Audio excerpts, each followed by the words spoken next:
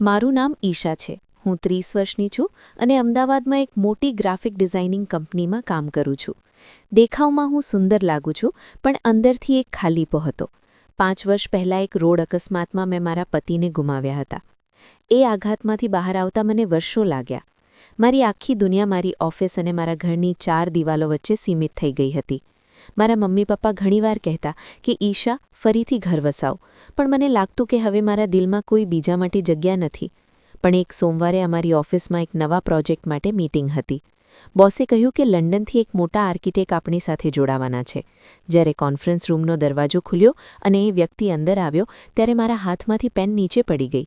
એ આર્યન હતો, મારા કોલેજનો પહેલો પ્રેમ.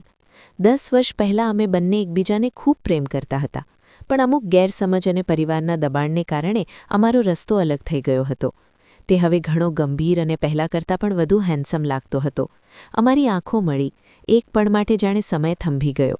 હવે પ્રોજેક્ટના બહાને અમારે રોજ મળવાનું થતું. શરૂઆતમાં અમે પ્રોફેશનલ રહ્યા, પણ એક દિવસ મોડી રાત્રે ઓફિસમાં કામ કરતાં કરતાં આર્યને મૌન તોડ્યું. તેણે પૂછ્યું, ઈશા, તું ખુશ તો છે ને?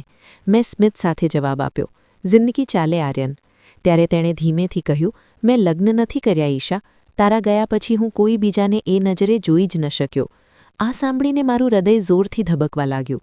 મને યાદ આવ્યું કે કેવી રીતે અમે કોલેજમાં કલાકો સુધી વાતો કરતા અને સપના જોતા.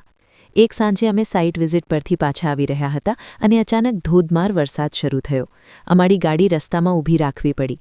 બહાર વરસાદનો અવાજ હતો અને ગાડીમાં એક અજીબ શાંતિ. આર્યને મારો હાથ પકડ્યો. તેનો સ્પર્શ આજે પણ એટલો જ પરિચિત હતો. તેણે કહ્યું, ઈશા, હું જાણું છું કે તે ઘણું સહન કર્યું છે.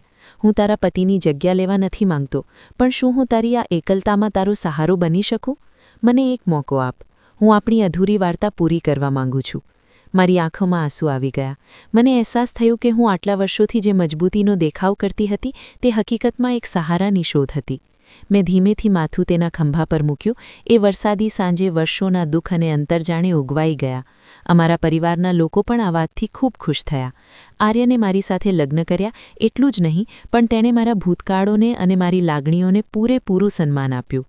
તે મને ઘણીવાર કહેતો, પ્રેમ એટલે ફક્ત સાથે રહેવું નહીં, પણ એકબીજાના ઘા રૂઝાવવા. આજે જ્યારે હું ઓફિસથી ઘરે આવું છું ત્યારે મને કોઈની રાહ જોતી એકલતા નથી જડતી. ઘરના દરવાજે આર્યનનું સ્મિત અને તેની હૂંફ હોય છે. હવે અમારું ઘર ફરીથી સંગીત અને હાસ્યથી ગુંજી ઉઠ્યું છે. મિત્રો, સાચો પ્રેમ ક્યારેય જતો નથી. તે ફક્ત યોગ્ય સમયની રાહ જુએ છે. જો તમારા જીવનમાં પણ કોઈ કમી હોય તો હિંમત ન હારતા.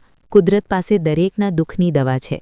જો તમને આ પ્રેમકથા ગમી હોય તો વિડીયોને લાઇક કરજો અને તમારી પોતાની કોઈ આવી વાર્તા હોય તો કમેન્ટમાં જરૂર જણાવજો અને ચેનલને સબસ્ક્રાઇબ કરવાની ભૂલશો નહીં. ફરી મળશું એક નવી અને સુંદર વાર્તા સાથે. ત્યાં સુધી આવજો. ધન્યવાદ.